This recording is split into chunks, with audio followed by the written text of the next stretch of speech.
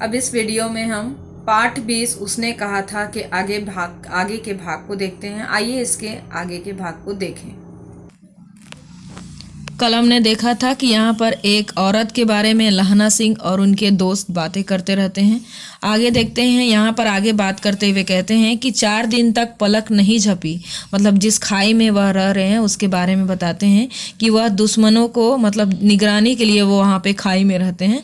तो यहाँ पर निगरानी में वो 4 दिन तक सोए नहीं हैं, पलके भी नहीं झपके हैं। यहाँ आगे लहना सिंह कहता है कि बिना फेरे घोड़ा बिगड़ता है और बिना लड़े सिपाही, मतलब इसका मतलब है, बताया गया है कि घोड़े को अगर लगातार आप एक ही जगह बांध कर रखो और जब उसे खोलो तो वह अचानक से दौड़ने लगता है। उसी तरह हालत सिपाही की होती है, क्योंकि वह हमेशा लड़ने वाला व्यक्ति है और उसे अगर बिना काम के कहीं पर खड़ा कर दिया जाए, रखा जाए, तो बोलता है कि जिस प्रकार बिना घुमाए घोड़ा बिगड़ जाता है, उसकी हालत खराब हो जाती है, उसी प्रकार सिपाही का भी है कि उसे एक ही जगह पर बिना काम दिए अगर रखा जाए तो वह अपने लड़ाई को भूल जाता है। मतलब लड़ाई को भूल नहीं जाता, यहाँ पर बताया गया है कि वह व्याकुल होने लगता है, एक ही अवस्था में रहे। तो आगे यहाँ पर उसी का जिक्र किया गया है। आगे बताते हैं कि मुझे तो संगीन चढ़ाकर मार्च का हुक्म मिल जाए और फिर 60 जर्मनों को अकेला मारकर ना लौटूं तो मुझे दरबार साहब की देहली पर मत्था टेकना नसीब ना हो। आगे बोलता है कि अगर मुझे मौका मिल जाए और अगर मुझे यह बोला जाए कि अगर आप आक्रमण करो तो मैं 7 जर्मनों को अकेला ही मारकर लौटूंगा। यहाँ पर बोलता है कि मुझ में इतना दम है, इतना ताकत है कि मैं अकेले 7 लोगों को मारने की इच्छा रखता हूँ। वह बोलता है अगर मैं ऐसा नहीं कर सकता तो दरबार साहब, मतलब वहाँ पर जब वो गुरुद्वारा जाता है तो दरबार साहब में जो मत्था टेकते हैं पंजाबी लोग, तो उसके बारे में ही यहाँ पे बताया गया है कि अगर मैं ऐसा नहीं कर सकूं तो मुझे दरबार साहब की देहली पर मत्था टेकना भी नसीब ना हो। पाजी कहीं के कलों के घोड़े संगीन देखते ही मुंह फाड़ लेते हैं और पैर पटकने लगते हैं।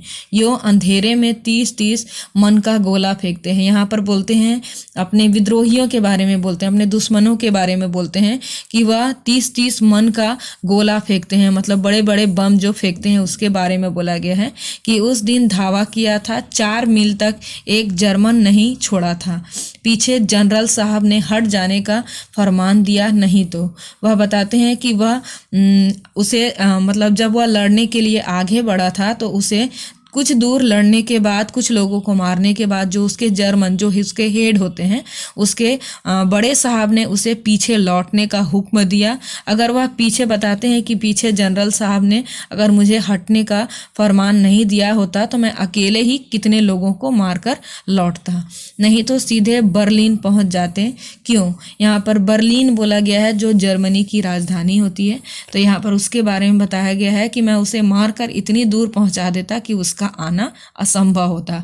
सूबेदार हजारा सिंह ने मुस्कुराकर कहा, लड़ाई के मामले जमादार या नायक के चलाए नहीं चलते। यहाँ पर उसके साथ एक दूसरा व्यक्ति है जिसका नाम हजारा सिंह है।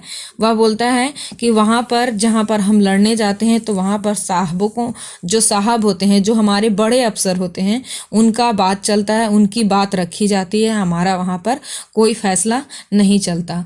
बड़े अफसर दूर ही सोचते हैं। वह बोलते हैं कि जो बड़े अफसर होते हैं वह सोच समझकर इसका फैसला करते हैं कि हमें कहाँ जाना है और किससे कितने देर तक लड़ना है। 300 मील का सामना है, एक तरफ बढ़ जाए तो क्या होगा।